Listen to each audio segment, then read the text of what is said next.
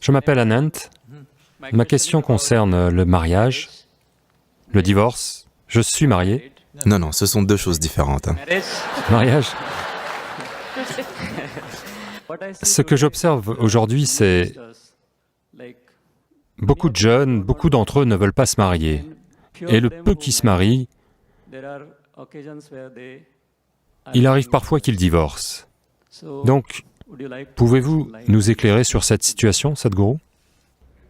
Vous voyez, vous devez comprendre l'institution du mariage. Il s'agit d'apporter un certain caractère sacré aux besoins simples et basiques que chaque être humain a. Il y a des besoins physiques, il y a des besoins psychologiques, il y a des besoins économiques, des besoins émotionnels, des besoins sociaux, différents besoins.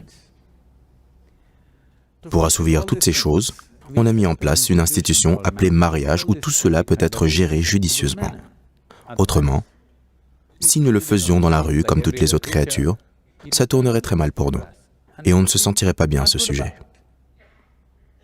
Donc, pour apporter un certain sens de l'organisation, une certaine esthétique, une certaine stabilité, parce que un homme et une femme qui s'unissent amènent naturellement une nouvelle vie, c'est, comparé à toute autre créature, c'est la vie la plus fragile, qui nécessite un maximum de soutien. Vous pourriez laisser un chiot dans la rue. Tant qu'il reçoit de la nourriture, il deviendra un bon chien. Aucun problème. Mais pas avec un être humain. Il n'a pas seulement besoin de soutien physique, il a besoin de diverses attentions et avant tout d'une situation stable. Qu'il y ait besoin ou non du mariage dans la société, certains en débattront à 18 ans, parce que leur corps physique réclame la liberté. À cette période, tout le monde questionne. Le mariage est-il vraiment nécessaire? Pourquoi ne peut-on pas vivre juste comme on veut? Mais quand vous aviez 3 ans, vous chérissiez le mariage immensément. Un mariage stable immensément, n'est-ce pas? Oui ou non? À nouveau, quand vous atteignez 40-50 ans, vous êtes 100% pour le mariage. Entre 18 et 35 ans, vous questionnez tout le processus. Parce que quand le corps physique est dominant, à ce moment, si vous lui cédez, alors il remettra en question chaque institution. C'est de la liberté nourrie aux hormones, ok? Votre intelligence a été détournée par les hormones. Alors vous remettez en question les principes fondamentaux de toute chose. Je ne dis pas que le mariage est la chose, mais avez-vous une meilleure alternative? Si vous avez une meilleure alternative, au diable le mariage. Mais vous n'avez pas trouvé de meilleure alternative. Parce qu'une situation stable est un must. Pour un enfant. Une fois que vous avez un enfant, c'est un projet sur 20 ans. Vos caprices et vos fantaisies vont changer, vos émotions vont changer. Si c'est comme ça, ne vous mettez pas dans de telles situations.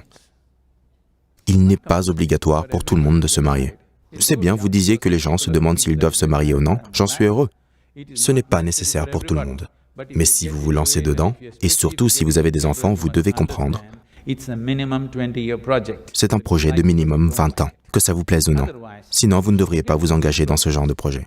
Vous n'entrez pas dans un projet pour finalement le laisser à moitié fini et vous en aller, n'est-ce pas? C'est votre choix. Mais au moins, vous choisissez consciemment. Vous n'êtes pas obligé de vous marier parce que tout le monde se marie. Vous n'avez pas à parler de mariage et de divorce en même temps, comme s'ils venaient ensemble. C'est une idée purement américaine. Vous pensez au mariage et au divorce ensemble. Personne ne pensait au divorce dans ce pays jusqu'à récemment, n'est-ce pas? Donc si ça arrive, si quelque chose arrive, quelque chose a vraiment mal tourné entre deux personnes et ils doivent se séparer, ça se produit inévitablement de toute manière. Vous n'avez pas besoin de le prévoir au moment du mariage. Pourquoi devriez-vous jamais avoir à parler de mariage et de divorce en même temps? C'est un crime.